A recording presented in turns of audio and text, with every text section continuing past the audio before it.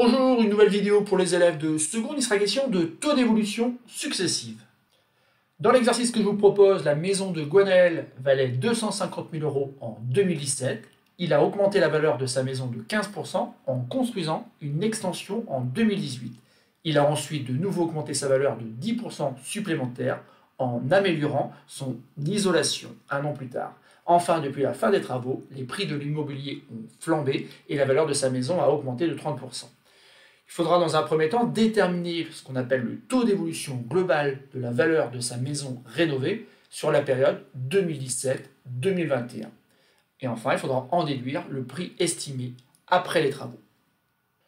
Je vous laisse maintenant le temps d'appuyer sur pause et de faire les calculs nécessaires pour répondre à ces deux consignes. Et simplement après, vous pourrez lire la suite de cette vidéo. Passons à la correction de cet exercice où il va falloir donc déterminer ce qu'on appelle le taux d'évolution global de la maison. Donc dans l'énoncé, on apprend tout simplement que le prix de la maison a augmenté de 15% dans un premier temps, puis ensuite le prix a augmenté de 10%, et enfin ça a augmenté à nouveau de 30%. Donc on a en fait trois évolutions successives. Et donc, si on veut avoir le taux d'évolution global, on peut être tenté d'additionner donc ces pourcentages. Autrement dit, faire 15%, plus 10%, plus 30%, et trouver donc une augmentation de 55%. Mais là, on commet une erreur, puisque en fait, les taux d'évolution, comme ça, entre guillemets, ne s'ajoutent pas. Et il faut donc connaître cette propriété qui dit que pour deux évolutions successives de coefficients multiplicateurs CM1 et CM2, l'évolution finale a pour coefficient multiplicateur le coefficient qu'on peut appeler CMG, qui est le produit des deux coefficients multiplicateurs. Et ainsi, ensuite, on en déduit le taux d'évolution en prenant le coefficient multiplicateur global et en lui enlevant 1.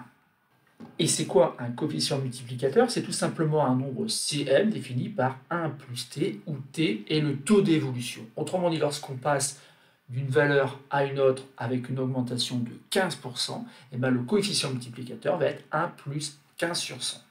Et 1 plus 15 sur 100, c'est tout simplement 1,15. Alors, de la même façon, puisqu'ensuite le prix de la maison a été augmenté de 10%, le prix a été ensuite multiplié par 1,1. Et enfin, dernière évolution, une augmentation de 30%, donc le prix a été multiplié par 1,30. On a donc bien ici nos coefficients multiplicateurs. Alors celui-ci, je peux l'appeler, si vous voulez, CM1. Celui-là, je vais l'appeler CM2. Et puis, en fait, on a même un troisième qui est CM3. Ce que vous devez avoir en tête, c'est qu'il faut multiplier ces coefficients multiplicateurs pour avoir le coefficient multiplicateur global. Et à la calculatrice, on obtient donc la valeur qui s'écrit donc 1,6445. Donc c'est le coefficient multiplicateur global, et comme c'est encore marqué ici, pour avoir le taux d'évolution global, il suffit simplement d'enlever 1 à cette quantité. On obtient alors le nombre 0,6445, soit en fait une augmentation de 64,45%, quasiment 65%. Or, dans un premier temps, ce qu'on aurait pu trouver, c'était 55%, ce qui fait quand même une petite différence avec le résultat qu'on doit trouver, encore une fois, qui est 64,45%. Il ne nous reste plus qu'à passer à la dernière consigne, où on doit en déduire la valeur actuelle de la maison. Donc bien sûr ici, rien de très compliqué, on va prendre donc la valeur de la maison en 2017, donc 250 000 €, et on va multiplier par le bon coefficient multiplicateur, celui qu'on avait trouvé, qui était donc 1,6445. Ensuite, on prend la calculatrice, et on obtient donc 411 125. C'est-à-dire qu'en fait, la valeur de la maison est estimée maintenant à 411 125 € en fonction donc des travaux et de la flambée des prix.